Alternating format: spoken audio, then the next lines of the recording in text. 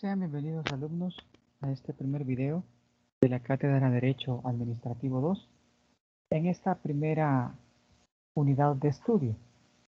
Tal y como les manifesté en el video de bienvenida, diversos temas de nuestra cátedra serán desarrollados a través de un recurso audiovisual, en este caso un video, en donde desarrollaremos los aspectos fundamentales de las diferentes temáticas para esta materia en particular.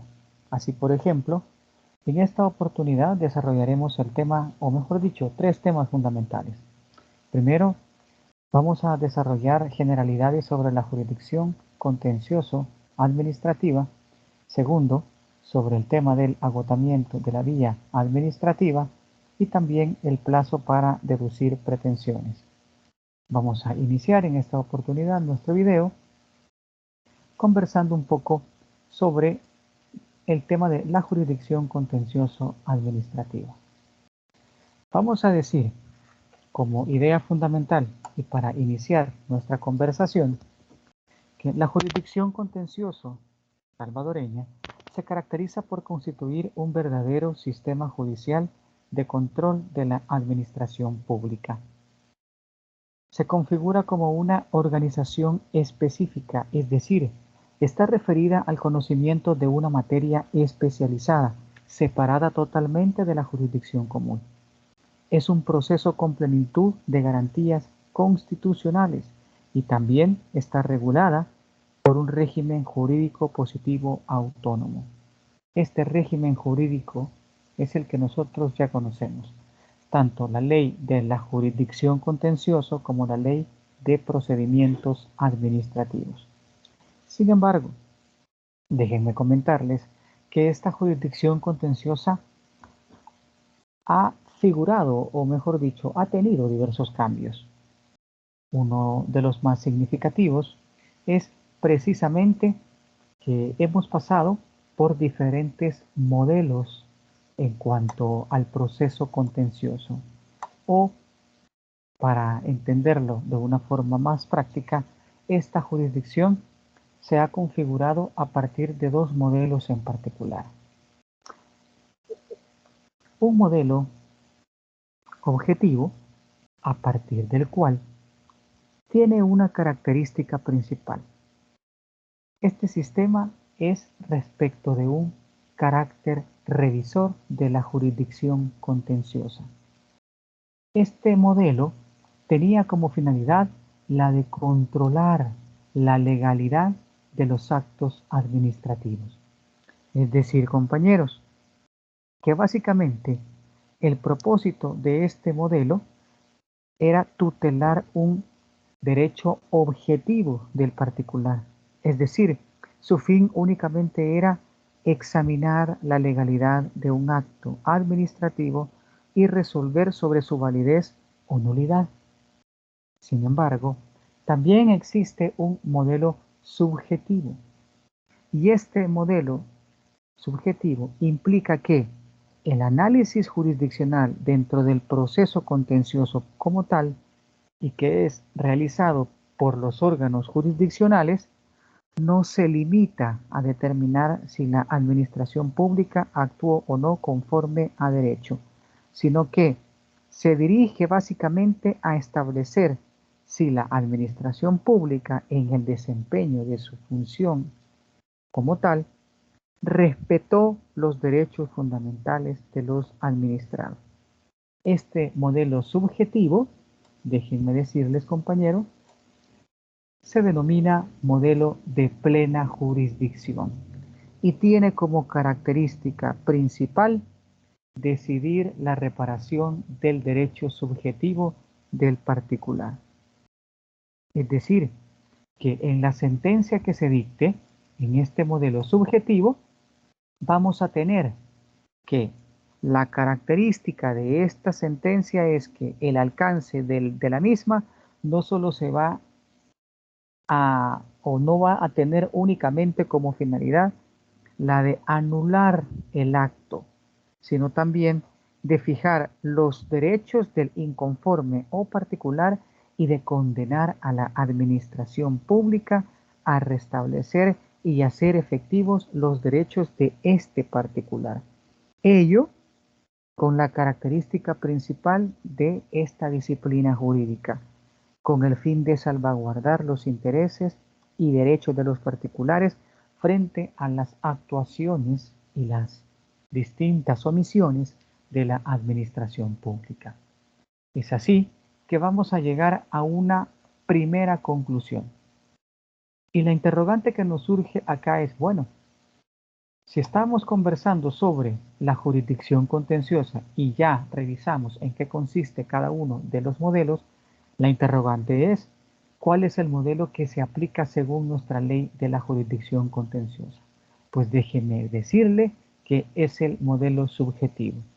Nuestro proceso contencioso es un proceso de plena jurisdicción, que no solo se limita a revisar la legalidad o la ilegalidad del acto administrativo o de las actuaciones de la administración pública, sino que también la sentencia de los órganos jurisdiccionales, como ya mencioné, se encarga de decidir sobre la reparación del derecho subjetivo del particular. Por lo tanto, la primera conclusión es que para nuestro estudio vamos a desechar, en este caso, el modelo objetivo, porque como ya dijimos, no solo se encarga nuestra jurisdicción, según nuestra ley, de revisar la legalidad del acto. Ahora bien, vamos a decir que esta jurisdicción como tal también tiene la característica o la finalidad que es un verdadero sistema de control de las actuaciones y de las omisiones de la administración pública. Sin embargo, debemos mencionar una situación particular. Para que el administrado o particular pueda controvertir su pretensión en el órgano jurisdiccional dentro de un proceso contencioso, evidentemente tiene que cumplir ciertos requisitos fundamentales. Pues mire, estos requisitos fundamentales se conocen como requisitos de procesabilidad, que están contenidos en el artículo 24 y 25 de nuestra ley de la jurisdicción. Tanto la ley como la jurisprudencia han determinado que estos requisitos son dos de manera particular. Primero, el agotamiento de la vía administrativa y el plazo para deducir la pretensión contencioso administrativa. Estos son los dos requisitos fundamentales que usted particular, que usted litigante, debe de verificar previo a presentar una demanda contenciosa. Y déjeme comentarle algo. El órgano jurisdiccional, lo primero que verifica cuando usted presenta una demanda es realizar un verdadero examen liminar de la misma. Y lo primero que el órgano jurisdiccional verifica es determinar el cumplimiento de estos presupuestos para que usted pueda acceder a la jurisdicción como tal. La siguiente interrogante que nos surge, pues bueno, ¿en qué consiste cada uno de estos requisitos de procesabilidad? Vamos a comenzar con el requisito de el agotamiento de la vía administrativa. Vamos a decir que este agotamiento de la vía administrativa tiene tres disposiciones normativas fundamentales. Primero, vamos a verificar qué es lo que nos dice el artículo 24 de la Ley de la Jurisdicción Contenciosa. Pues vea bien, el acceso a la jurisdicción contenciosa nos dice que para acceder como tal será necesario que el demandante haya agotado la vía administrativa según los términos regulados en la Ley de Procedimientos Administrativos. Evidentemente, compañeros, esta disposición, este artículo 24, nos remite a la Ley de Procedimientos Administrativos. ¿Por qué se verifica esta remisión? a una ley diferente. Pues como ustedes ya saben, en esta disciplina jurídica existe una vía administrativa y una vía jurisdiccional. Nuestra cátedra como tal se encarga del estudio de la vía jurisdiccional. La cátedra que todos ustedes cursaron el ciclo pasado se encarga de la vía administrativa. Y de esta disposición del artículo 24 deriva la importancia de la vía administrativa. ¿Por qué? Porque es en la vía, esta es la vía en donde vamos a verificar un correcto agotamiento de la vía administrativa. ¿A través de qué? A través de la interposición de recursos administrativos. ¿En qué sentido? Este artículo 24 de la ley de la jurisdicción lo vamos a relacionar directamente con otra disposición, el artículo 124 de la ley de procedimientos administrativos. No perdamos de vista que nos encontramos en el primer requisito de procesabilidad, el agotamiento de la vía administrativa. Y a través de una relación directa, estamos relacionando el artículo 24 de la ley de la jurisdicción con el artículo 124 de la ley de procedimientos administrativos. Y fíjese bien, para nosotros entender en qué consiste el agotamiento de la vía administrativa como tal, debemos realizarnos una pregunta convencional. Número 1. ¿Cuáles son los recursos administrativos que me sirven a mí para el correcto agotamiento de la vía administrativa? ¿Por qué? Porque el agotamiento se refiere a la utilización, a la interposición de los recursos administrativos. ¿Cuáles son estos? Según el artículo 124, nos dice, en la vía administrativa podrán interponerse en los términos que se determina en el presente capítulo el recurso de apelación. Este es el recurso número 1. Y dice que será preceptivo para acceder a la jurisdicción contencioso administrativo. Es decir, que el recurso de apelación es obligatorio. La palabra preceptivo significa que es obligatorio. Y luego le dice que también existe un recurso de reconsideración que tendrá carácter potestativo. ¿Qué significa? Que no es obligatorio. Y acá vamos a incorporar una frase más. No es obligatorio y queda a discreción del particular interponerlo. En ese sentido, la primera conclusión relevante que nosotros vamos a realizar del artículo 124 es que la vía administrativa se agota con la interposición del recurso de apelación, porque este es de carácter obligatorio, la interposición es obligatoria para acceder a la jurisdicción contenciosa. Esta es la primera conclusión relevante. Pero esta conclusión va a tener sus particularidades, porque existen casos en los que no es posible la interposición del recurso de apelación. ¿Por qué? Porque, como todos sabemos, este recurso se interpone ante el superior jerárquico en una institución pública.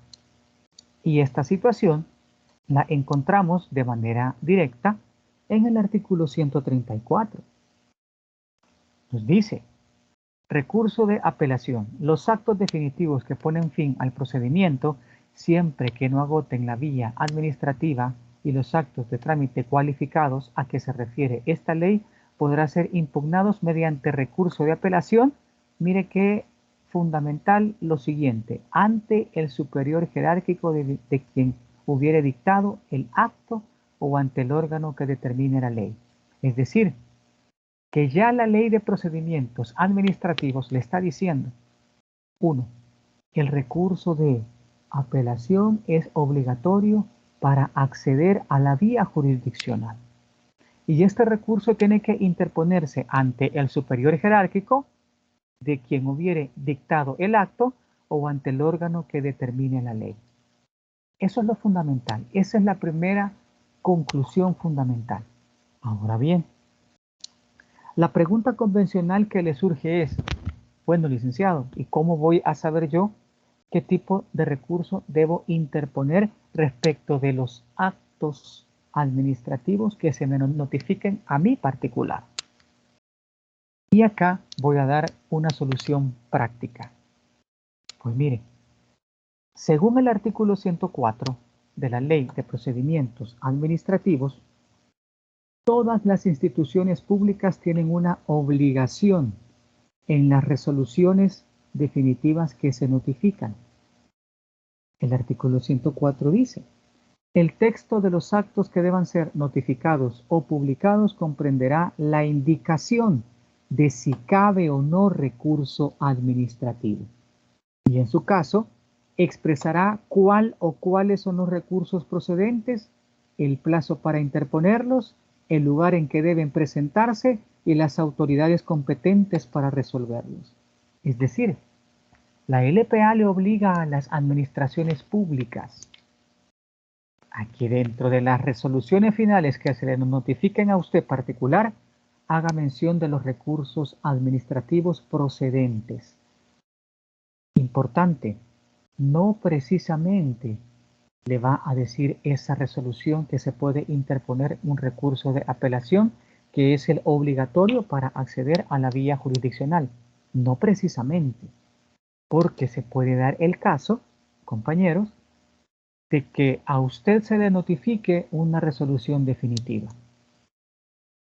Pero dentro de la organización de esa administración pública no exista un superior jerárquico al cual se deba o se pueda interponer ese recurso de apelación.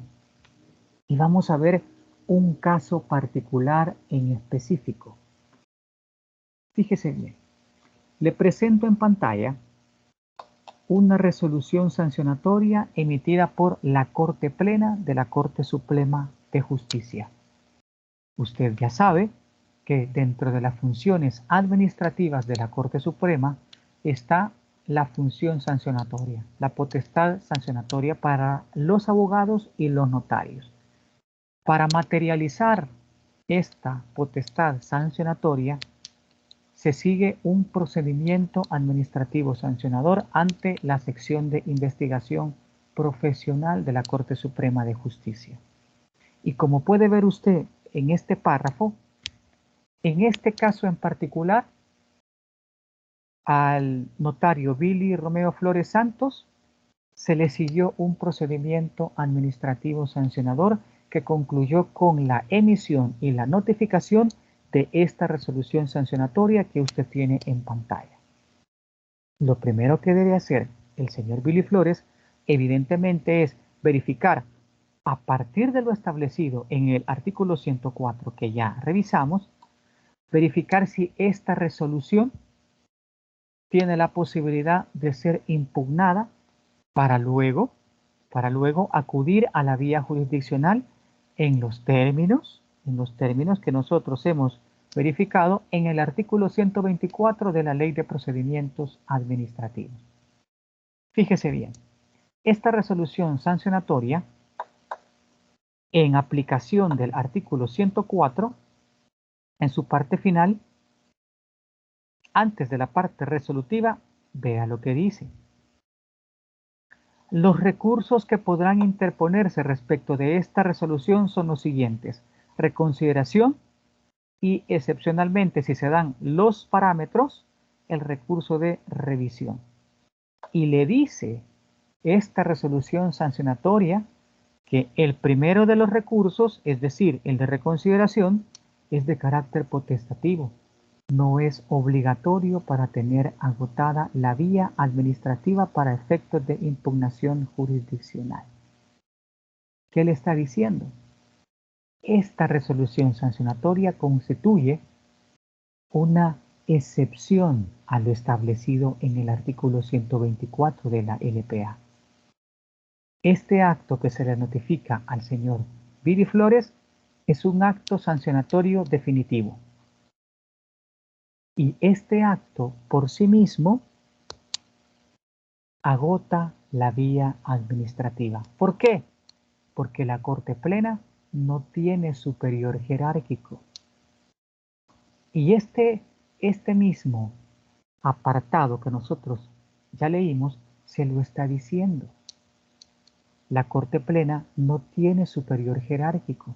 Por eso es que usted solo puede interponer el recurso de reconsideración.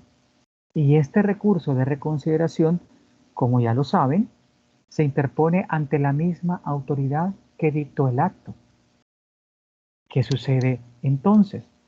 La primera conclusión relevante que nosotros vamos a verificar es que primero, Corte Plena no tiene superior jerárquico. Corte Plena de la Corte Suprema de Justicia es la máxima autoridad en esta materia en particular, en materia sancionadora. Por consiguiente, este acto agota la vía administrativa por sí mismo. Esta es una excepción, compañeros.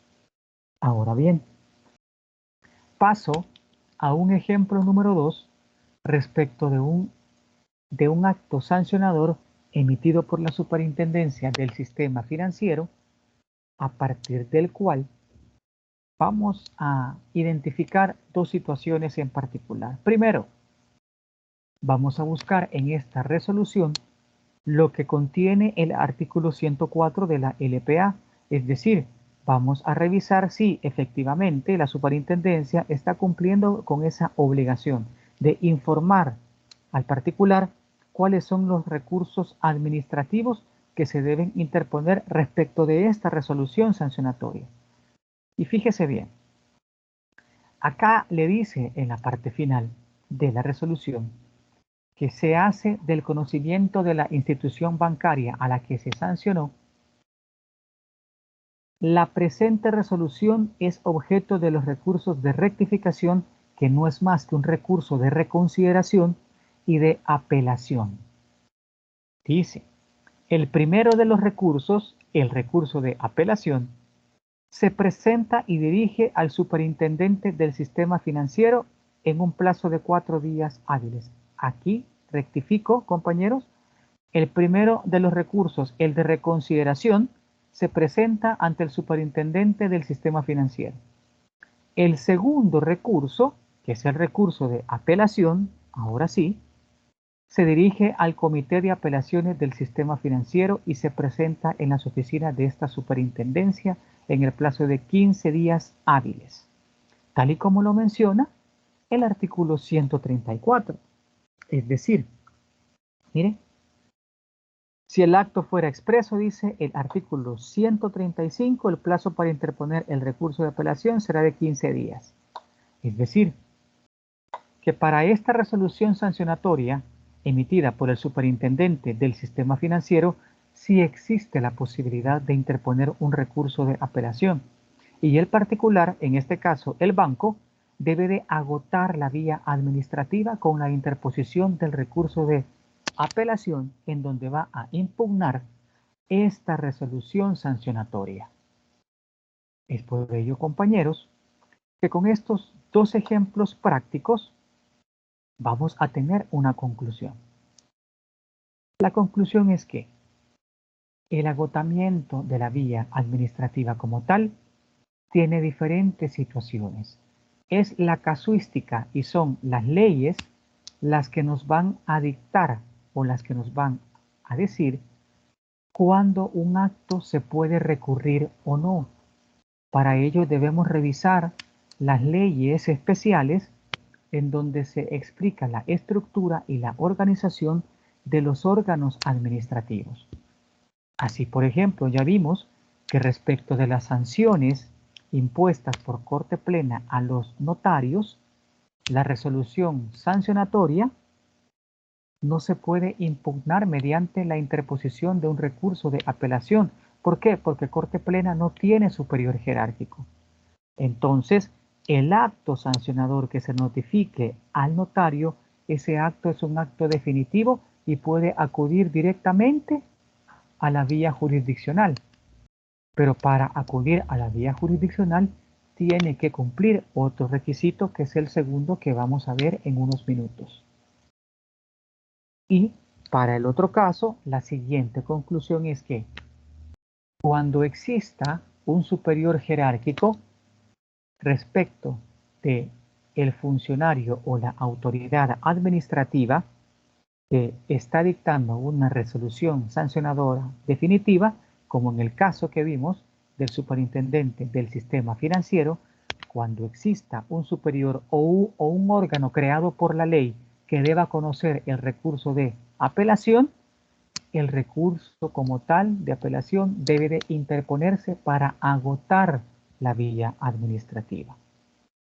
La siguiente pregunta convencional que nos surge es, ok, ya verificamos en qué consiste el agotamiento de la vía, cuáles son los recursos que se deben interponer y principalmente, cuál es el recurso obligatorio que agota la vía administrativa.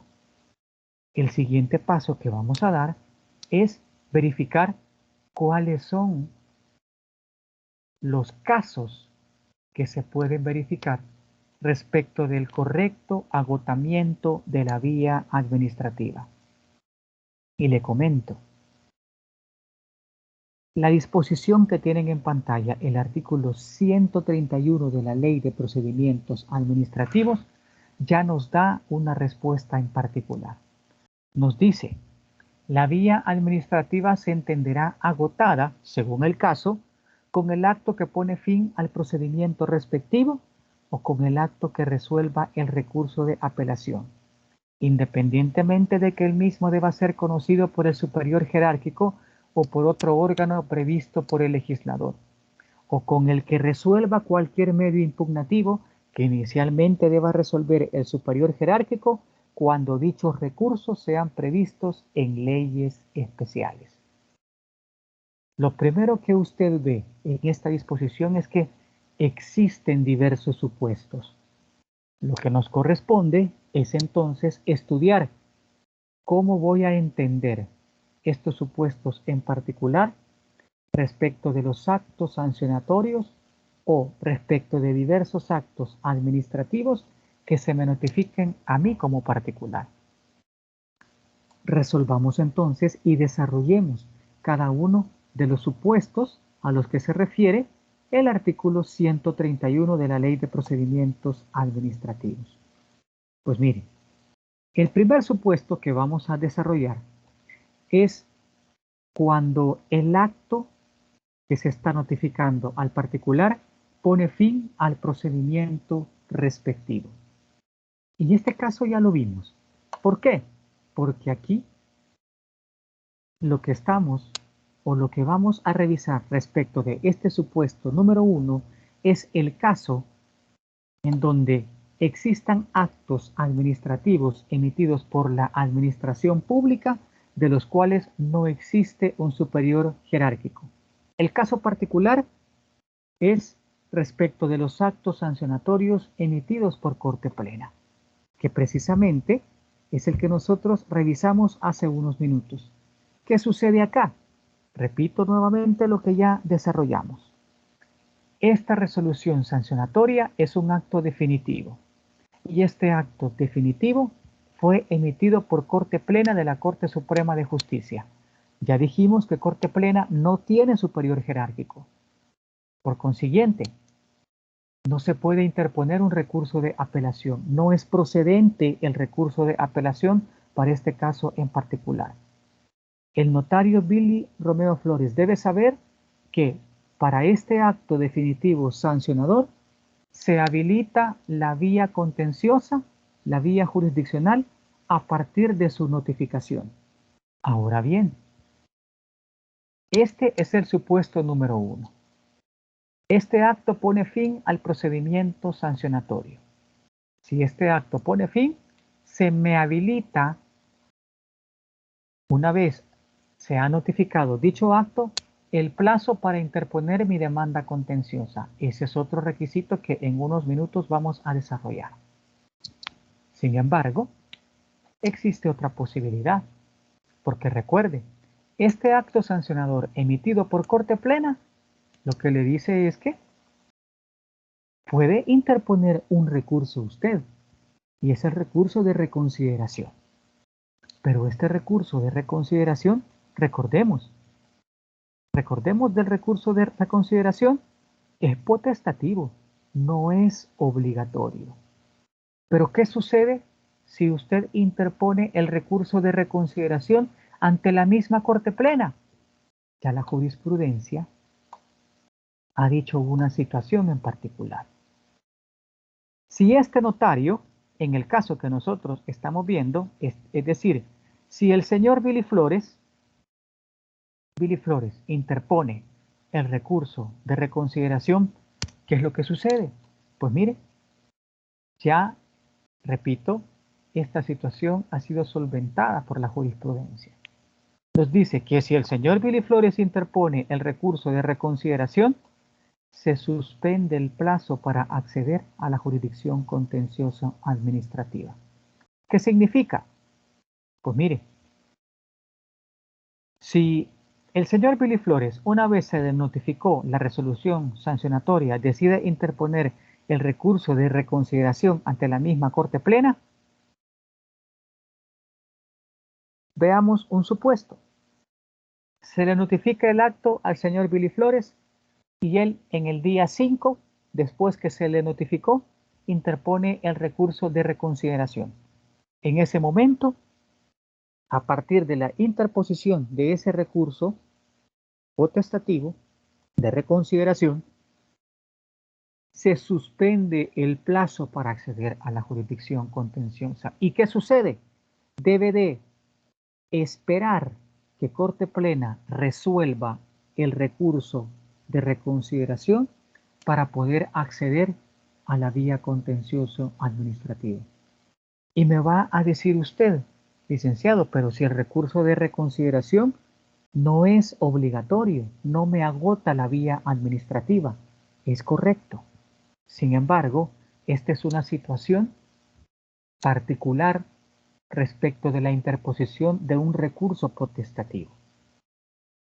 Y las dos situaciones que les tienen que quedar claro es que si lo interpone el recurso de reconsideración, se suspende el plazo. Y voy a incorporar aquí otra idea principal que ya les mencioné. Se suspende el plazo desde el momento en que se interpone y lo fundamental para este caso en particular, y se lo voy a dejar acá. Debe resolverse el recurso de reconsideración para luego acceder a la vía jurisdiccional. Y ya una vez notificada la resolución del recurso de reconsideración, a partir del día siguiente se reanuda el plazo para acceder a la jurisdicción contenciosa, porque recuerde, el plazo estaba suspendido. Una vez notificada la resolución del recurso de reconsideración, se reanuda ese plazo y usted puede interponer la demanda contenciosa en el plazo de 60 días hábiles, que es el siguiente presupuesto o requisito que vamos a revisar. Así, compañeros, hemos desarrollado el supuesto número 1, con el acto que pone fin al procedimiento respectivo. El caso particular, repito, los actos sancionatorios emitidos por Corte Plena, que tiene su excepción, y es la interposición del recurso de reconsideración, que ahora ya sabemos las dos situaciones particulares que se dan respecto de la interposición de este recurso de reconsideración. Vamos entonces con el segundo supuesto, con el acto que resuelve el recurso de apelación. Esa es la segunda forma, según el artículo 131, de agotar la vía administrativa. ¿En qué caso nos encontramos en este segundo supuesto? con el acto que resuelva el recurso de apelación. Vamos a hacerlo un poco de forma práctica. Pues mire, la Ley Marco para la Convivencia Ciudadana y de Contravenciones Administrativas, se la presento. Esta es una ley aplicable a todas las municipalidades. Y esta Ley Marco para Convivencia tiene la particularidad que tiene como finalidad el hecho de establecer normas de convivencia ciudadana. ¿Para qué? Para que exista una resolución de conflictos o exista la tramitación de un procedimiento sancionatorio ante la situación en donde el particular cometa una infracción administrativa determinada en ordenanzas municipales. Esta es la finalidad de la ley. Ahora bien, dentro de las municipalidades existen los delegados contravencionales. Y estos delegados contravencionales, primero, están figurando como encargados de hacer cumplir esta ley de convivencia ciudadana. Aquí está el delegado contravencional. Y este delegado contravencional tiene todavía otra función importante para usted particular. Este delegado se encarga de imponer sanciones según las contravenciones establecidas en la presente ley o en las ordenanzas municipales orientadas para la convivencia ciudadana.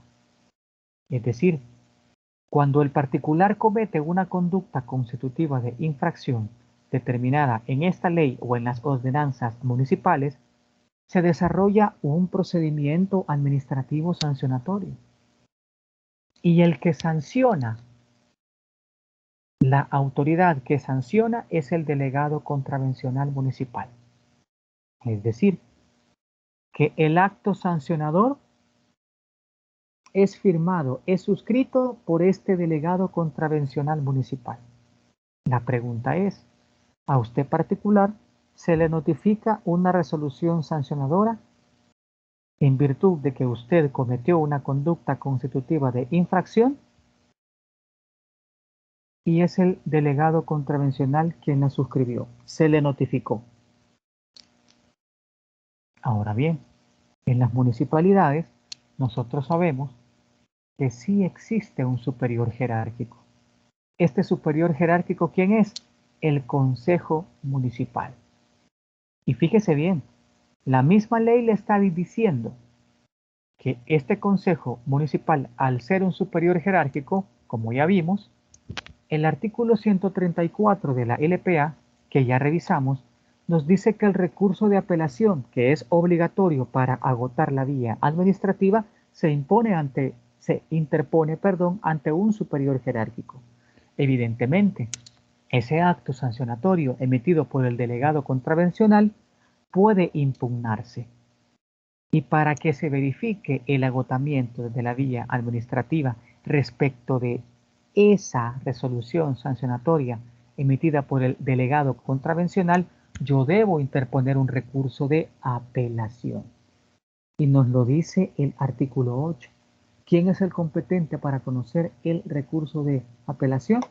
Letra D, el Consejo Municipal. Entonces, esa resolución emitida por el delegado contravencional la tengo que impugnar para agotar la vía administrativa.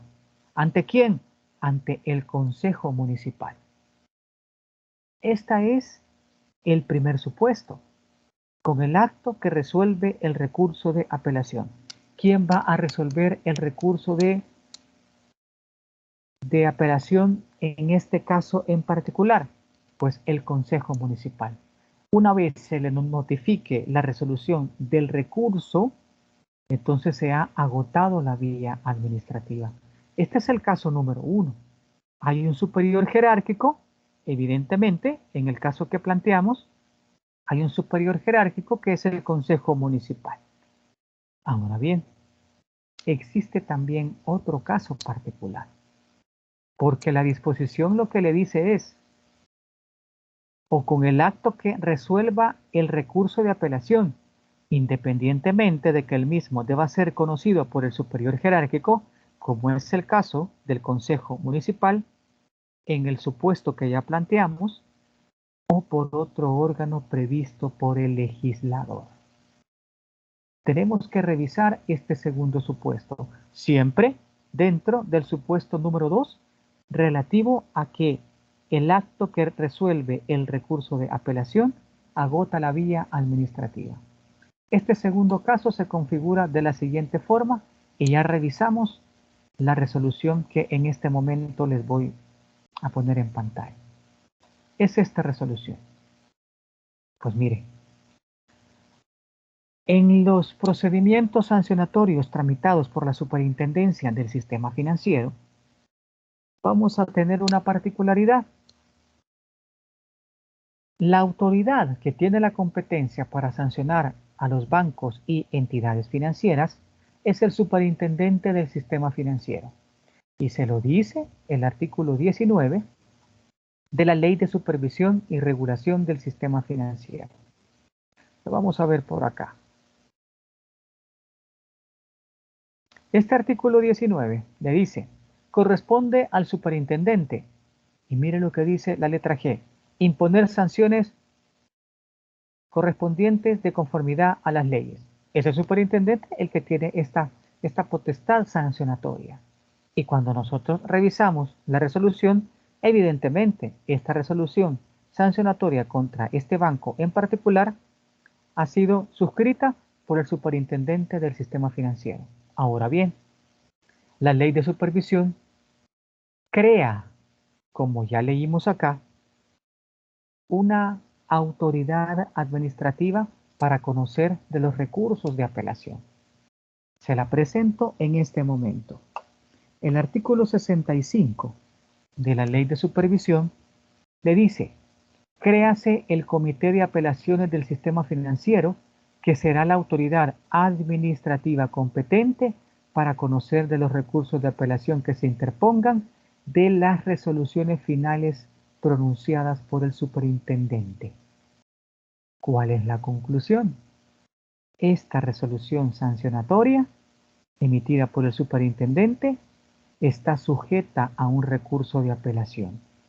Puede ser impugnada y debe ser impugnada mediante la interposición de un recurso de apelación para agotar la vía administrativa. Y algo importante, el comité de apelaciones no es el superior jerárquico del superintendente. El comité de apelaciones es un órgano o autoridad administrativa creado por la ley de supervisión para específicamente conocer de los recursos de apelación que se interpongan respecto de las resoluciones sancionatorias emitidas por el superintendente. ¿Qué significa esto? Que se cumple con el supuesto del artículo 131. Ejemplificamos el artículo, el supuesto número 2, cuando nos dice que la vía administrativa se entenderá básicamente agotada con el acto que resuelva el recurso de apelación, independientemente que el mismo deba ser conocido, en este caso en particular, por otro órgano previsto por el legislador. Evidentemente, este comité de apelaciones es el órgano previsto por el legislador para impugnar las resoluciones sancionatorias del superintendente, y la resolución que resuelve el comité como tal es el acto que agota la vía administrativa.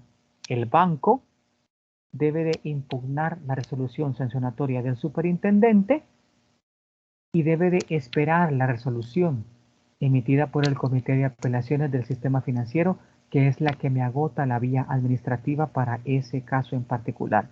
Por eso, el segundo supuesto, cuando el recurso sea conocido por un órgano distinto previsto por el legislador, que es el Comité de Apelaciones del Sistema Financiero. Este es el segundo supuesto, el segundo caso en particular, respecto del supuesto número 2, regulado en el artículo 131 de la LPA. Y vamos ahora con el supuesto número 3. Nos dice, el que resuelva cualquier medio impugnativo que inicialmente deba resolver un superior jerárquico, cuando dichos recursos sean previstos en leyes especiales. Y acá vamos a recordar un tema de Derecho Administrativo 1, el régimen de los servidores públicos, concretamente el régimen de la Ley del Servicio Civil, cuando el empleado público está sujeto a esta Ley del Servicio Civil. Pues mire, le voy a plantear un caso que pues se ha presentado en diversas ocasiones en esta jurisdicción contenciosa. Resulta que hay un empleado público sujeto a la Ley del Servicio Civil. Por consiguiente, vamos a decir que este empleado público es despedido. Pongámoslo en un supuesto particular. Un empleado público que trabaja en la Asamblea Legislativa, se le notificó un acto administrativo en donde el director de Recursos Humanos de la Asamblea Legislativa le hace del conocimiento su despido. No perdamos de vista que es un empleado de la Asamblea Legislativa. Este acto expreso se le notifica al empleado público y seguidamente el empleado público le da lectura. Y lo primero que el empleado público verifica es que no se ha seguido el procedimiento previsto por el legislador para proceder a su despido. El ordenamiento jurídico en la Ley del Servicio Civil, concretamente en el artículo 61 de la Ley del Servicio Civil, establece que las destituciones de funcionarios o empleados que se efectúen sin causa ninguna o por causa no establecida en esta ley o sin observarse los procedimientos en ella prevenidos serán nulos. Y le dice la disposición, y esto es lo importante, compañeros, en tales casos, el empleado o funcionario destituido o despedido dentro de los 3 meses siguientes al hecho podrá dirigirse por escrito al Tribunal del Servicio Civil dándole cuenta de su destitución o despido. Este, compañeros, es un medio de impugnación particular. Hay una acción de nulidad que debe de interponer el empleado público antes de acudir a la vía contenciosa administrativa, a la vía jurisdiccional. Este, compañeros, es un caso especial. El Tribunal de Servicio Civil no se configura como un superior jerárquico de la Asamblea Legislativa o del Departamento de Recursos Humanos de la Asamblea Legislativa, sino que es una autoridad administrativa que ha sido creada para conocer este mecanismo de impugnación, esta acción de nulidad. En este sentido, el empleado debe interponer esta acción de nulidad ante el Tribunal del Servicio Civil previo a acudir a la vía jurisdiccional, a la vía contenciosa administrativa. Ya existe jurisprudencia de la Sala de lo Contencioso que revisa esta situación y ha determinado que el empleado público despedido sin procedimiento previo, antes de acudir a la vía jurisdiccional, debe de agotar la vía administrativa para este caso en particular que estamos planteando. Porque vamos a ver luego en próximos videos y en próximas clases sobre la impugnación de actos con vicios de nulidad absoluta. La pregunta que nos va a surgir respecto de estos actos con vicios de nulidad absoluta es: ¿se agota o no la vía administrativa? Ese es otro tema particular. Acá nos quedamos con el despido que ha sido notificado al empleado de la Asamblea. Y este obligatoriamente, ya lo determinó la jurisprudencia de la Sala de lo Contencioso, dentro de nuestra semana de trabajo van a encontrar una jurisprudencia sobre el tema. Ha dicho la Sala de lo Contencioso que debe de agotar la vía administrativa mediante la interposición o la activación de la acción de nulidad ante el Tribunal del Servicio Civil. La resolución que emita este Tribunal del Servicio Civil es una resolución que agota la vía administrativa. Es por eso que en este caso en particular, pues mire, vamos a tener las características que ya mencionamos. Ese medio de impugnación es previsto en una ley especial. Y ese medio impugnativo es resuelto no por un superior jerárquico, sino por un órgano administrativo creado por la ley especial. En este caso, la ley del servicio civil. Por esto es que para este supuesto número 3 regulado en el artículo 131, el ejemplo particular es la acción de nulidad prevista en la ley del servicio civil en los términos que hemos verificado y a partir del caso particular que hemos examinado. Así, compañeros, vamos a determinar una conclusión o ciertas conclusiones definitivas respecto de el agotamiento de la vía administrativa. Así, vamos a determinar 4 conclusiones fundamentales. Primero, siempre que exista un superior jerárquico, será obligatoria la interposición del recurso de apelación. Ya vimos como, por ejemplo, el caso de las municipalidades. Número 2. En los casos que la ley especial prevea la interposición del recurso de apelación para un órgano distinto del superior, como en el caso del Comité de Apelaciones del Sistema Financiero que ya revisamos, la interposición del recurso también será obligatoria. Número 3. El recurso de apelación, evidentemente, compañeros, deberá tramitarse conforme la regulación establecida en la LPA, allá por el artículo 134 de la Ley de Procedimientos Administrativos. Y la conclusión número 4. Al no existir un superior jerárquico o no se prevea un recurso de apelación para ante algún órgano, la vía administrativa se agota con el acto definitivo notificado. Este es el caso inicial de las resoluciones sancionatorias emitidas por Corte Plena, pero ya verificamos que si se interpone el recurso de reconsideración, sabemos que ese recurso de reconsideración suspende el plazo y debo esperar la resolución del recurso de reconsideración para luego acceder a la vía jurisdiccional. Con esto, compañeros, finalizamos la explicación del primer supuesto o del primer requisito de procesabilidad que nos obliga la jurisdicción contenciosa a verificar para poder acceder a la vía jurisdiccional. A continuación, vamos a revisar el segundo requisito de procesabilidad, esto es, el plazo para deducir la pretensión contencioso administrativa. Pues miren, acá nos vamos a dirigir a una disposición en particular, al artículo 25 de la Ley de la Jurisdicción Contencioso Administrativa.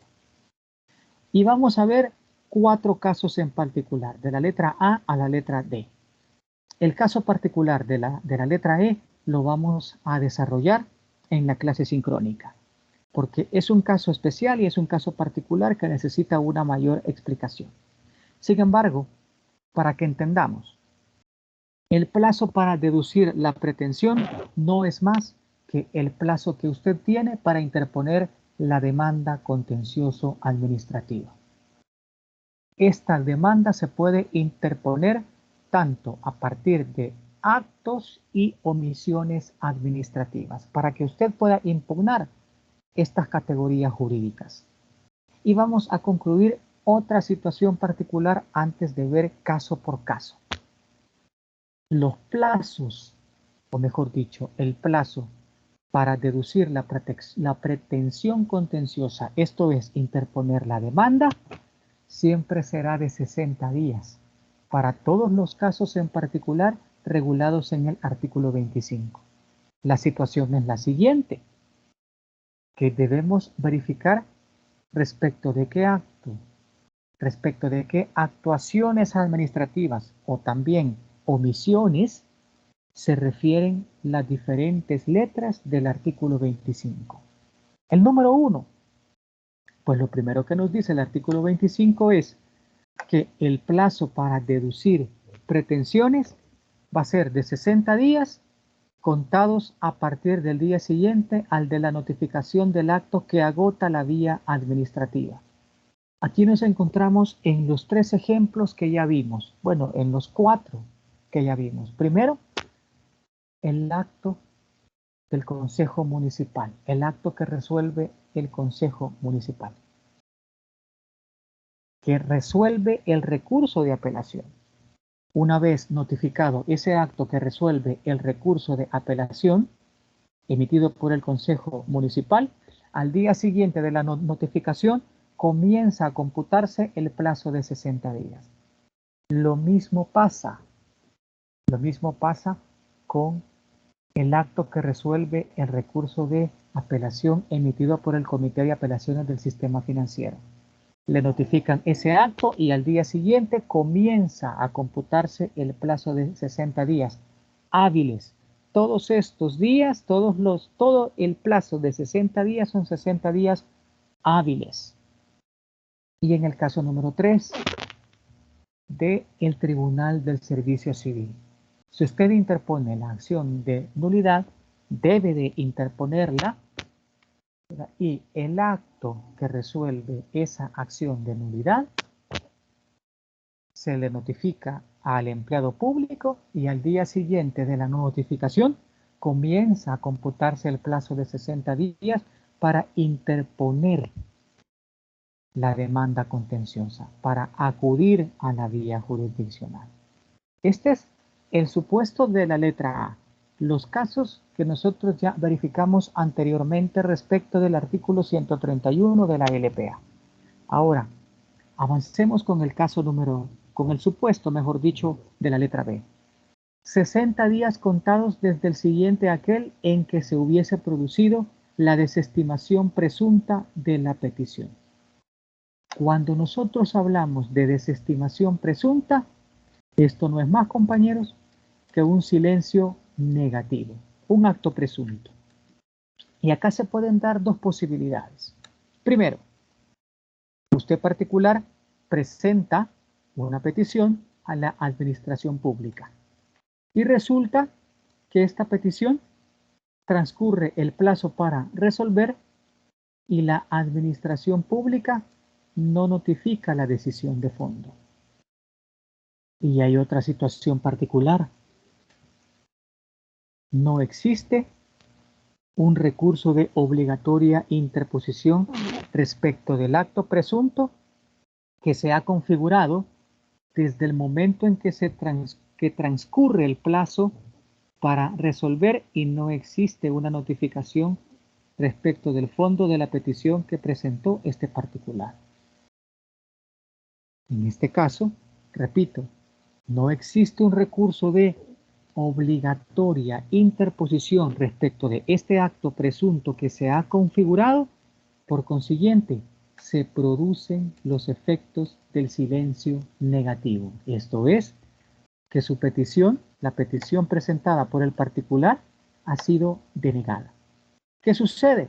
Como no existe un recurso que se pueda interponer respecto de este acto presunto que se ha configurado, es un acto presunto, es una denegación presunta, el plazo para interponer la demanda contenciosa comienza a computarse al día siguiente en que se producen los efectos negativos del silencio. Repito, al día siguiente comienza a transcurrir el plazo de 60 días hábiles para interponer la demanda contenciosa respecto de un acto presunto en donde no existe un recurso de obligatoria interposición, porque vamos al supuesto número 2, en este caso de la denegación presunta. Hay una presentación de la petición ante la administración pública también. En este caso en particular, también transcurre el plazo que tiene la administración pública para resolver y la administración pública no notifica la resolución que resuelve el fondo. Desde ese momento se producen los efectos del silencio negativo. Porque no resolvió, no me notificó, al particular no le notificó ninguna resolución. Hay una denegación presunta, silencio negativo, acto presunto. Pero resulta que respecto de este acto presunto, sí existe la posibilidad de interponer el recurso administrativo.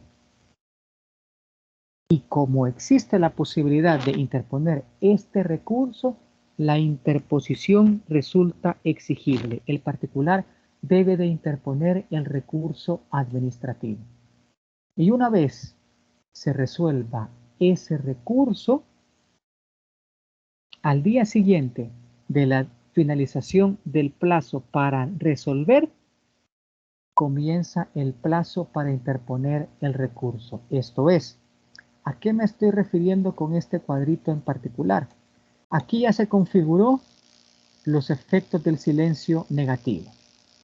Entonces, a partir del día siguiente en el que se configuró el silencio negativo, se comienza a computar el plazo para interponer el recurso que es de obligatoria interposición, que resulta exigible interponer.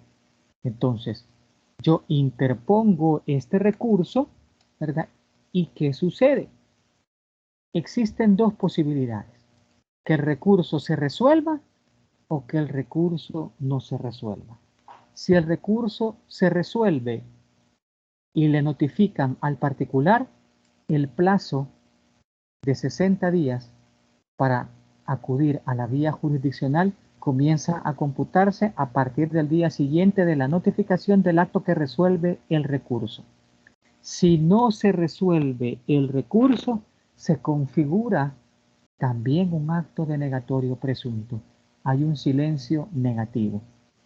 Y a partir del día siguiente en el que ha transcurrido el plazo para resolver el recurso, que no se resolvió, como ya se configuró el acto denegatorio presunto, el plazo de los 60 días hábiles comienza a partir del día siguiente en la que se configuró el silencio negativo.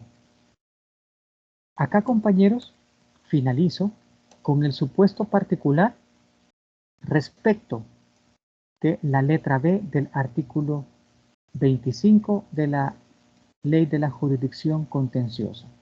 Vamos al supuesto de la letra C. El supuesto de la letra C nos dice 60 días contados a partir del siguiente día al del vencimiento del plazo establecido en el inciso segundo del artículo 88 de la presente ley, cuando la pretensión se deduzca contra la inactividad de la administración pública. Esta es una omisión de la administración pública, la inactividad. ¿Qué vamos a entender por una inactividad? Pues mire, la inactividad la encontramos como una figura particular establecida en el artículo 88 de la Ley de la Jurisdicción.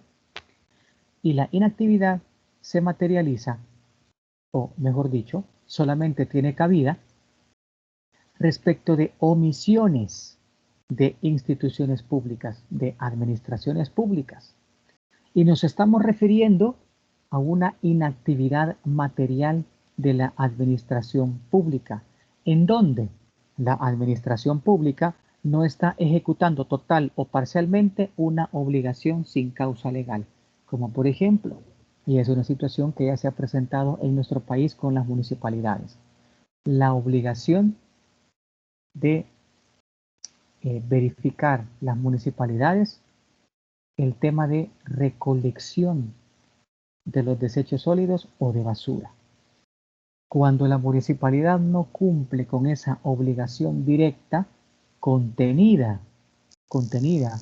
tanto en una ley formal o en una ley material, entonces hay un supuesto de inactividad de la administración pública. Y es importante mencionar en este caso que hemos planteado, no se trata de obligaciones generales o abstractas, sino obligaciones concretas y determinadas a favor de personas determinadas o individualizables. El caso del tema de la recolección de basura, de la obligación que tiene la municipalidad de verificar la correcta o mejor dicho, de verificar que se cumpla o que se recolecte o que exista una recolección de basura es una obligación concreta y determinada que debe cumplir esa municipalidad. No la cumple, hay un supuesto de inactividad. Y como ya les mencioné, puede tener su origen en un acto administrativo o en una ley formal o material. Para el caso particular, esta obligación está contenida tanto en una ley material como en una ley formal.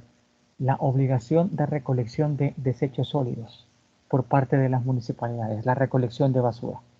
Sin embargo, para la inactividad de la administración pública, previo a acudir a la vía jurisdiccional, se debe seguir un procedimiento en la vía administrativa. ¿Cuál es este procedimiento? Primero, el particular debe dirigir una petición a la administración pública solicitándole el cumplimiento de la obligación. Y la administración pública tiene un plazo de 10 días para resolver esta petición. En la petición que le solicita el particular, mire, cumpla con su obligación municipalidad de recolección de basura. El particular tiene que presentar esta petición. La administración pública tiene el plazo de 10 días para resolver. Transcurridos estos 10 días, se pueden dar 3 posibilidades.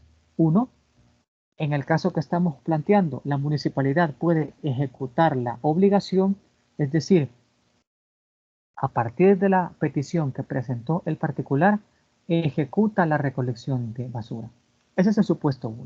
En el supuesto 2, no ejecuta la obligación, es decir, transcurridos los 10 días, la municipalidad no recolecta la basura. Y número 3, el supuesto 3 es que a la petición que presentó el particular, este no responde. Y acá no existe silencio administrativo. Simplemente la municipalidad no ha respondido a la petición que hizo el particular. Una vez ejecutada esta vía administrativa, que es nada más la petición, o mejor dicho, la presentación de la petición del particular para que la administración pública cumpla con la obligación, finalizados los 10 días, en el día 11, el particular puede interponer la demanda contencioso administrativa. En los casos en que no ejecute la obligación la municipalidad y en el caso en el que la municipalidad no responda. Transcurridos esos 10 días, si se dan estos dos supuestos, en el día 11 comienza el plazo de 60 días para interponer la demanda contenciosa administrativa por inactividad material de la administración pública. Y es lo que les digo en estos dos últimos cuadros. El plazo para interponer será de 60 días hábiles, según lo establecido en la letra C del artículo 25. ¿Qué pasa si usted particular no interpuso la demanda en el plazo de 60 días hábiles? La ley de la jurisdicción le da la siguiente posibilidad. Debe repetir el trámite administrativo, es decir, debe dirigir otra vez la petición, debe de esperar el plazo de 10 días. Si la municipalidad, para el caso que estamos planteando, no contesta, finalizados esos 10 días, en el día 11, usted puede interponer una nueva demanda contencioso administrativa. Esto bajo el supuesto que usted no interpuso dentro del plazo de 60 días la primera demanda. En la segunda demanda que usted quiera interponer, debe también agotar la vía administrativa a partir de este procedimiento que nosotros vemos en pantalla. Y una vez transcurrido los 10 días y la municipalidad no hizo nada o no le respondió, en el día 11 se habilita un nuevo plazo de 60 días para que usted pueda interponer la demanda contenciosa. Aquí, compañero, finalizo con el tema de la inactividad. Y nos resta un supuesto más. El supuesto de la letra D. 60 días contados a partir del día siguiente en que se tenga conocimiento de la actuación material constitutiva de vía de hecho de que se trate. La vía de hecho es una actuación administrativa. ¿En qué consiste esta actuación, esta vía de hecho? Pues mire, esta se verifica en dos supuestos en particular. Primero, hay una actuación material de la administración pública que se realiza sin el respaldo en un acto administrativo. No existe un acto administrativo que ordene esa actuación material. Y número dos, puede existir un acto administrativo, pero la actuación material se realiza fuera de los límites de un acto o en exceso del mismo. Pongamos un ejemplo de cada uno de los supuestos. Supuesto número 1. Por ejemplo, lo que sucede también con muchas municipalidades. Y sucedió hace algunos años con un restaurante bien famoso. Resulta que una municipalidad ordenó el cierre de un establecimiento comercial. Pero esta municipalidad mandó a sus delegados y los delegados se presentan en el establecimiento comercial como tal y cierran el establecimiento. Pero cuando el dueño del establecimiento comercial les pregunta si existe un acto que ordene dicho cierre, los delegados le informan que no existe acto y que el superior jerárquico de la municipalidad les ordenó el cierre del establecimiento y que ellos están procediendo a dicho cierre, sin fundamentarlo en un acto administrativo. Esa es una vía de hecho. La segunda, imagínense que los delegados en el acto, hay un acto expreso en donde el superior jerárquico de los delegados municipales les ha manifestado que para el establecimiento comercial se va a realizar el decomiso de ciertos productos.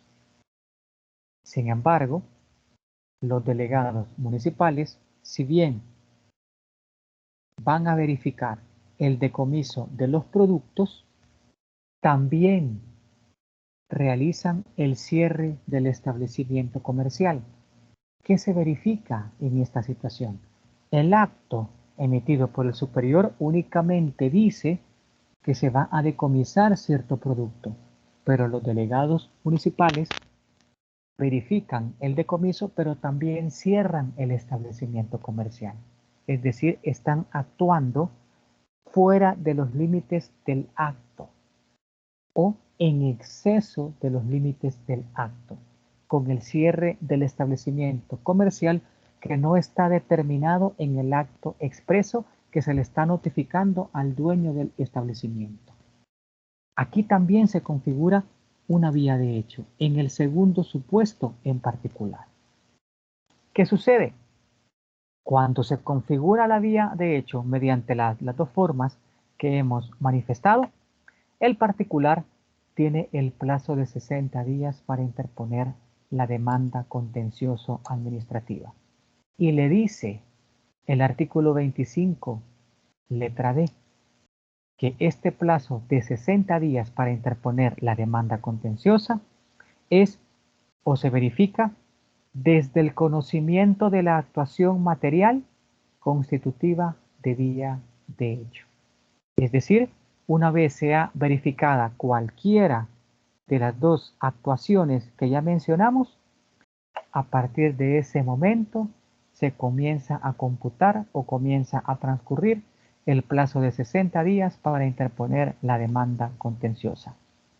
Con esto, compañeros, cierro este primer video respecto de los requisitos de procesabilidad, recordándoles que el tema, o mejor dicho, el supuesto de la letra E del artículo 25 es el único que nos queda pendiente y que vamos a conocer en la clase sincrónica que vamos a tener previo a nuestro examen parcial. Saludos, compañeros.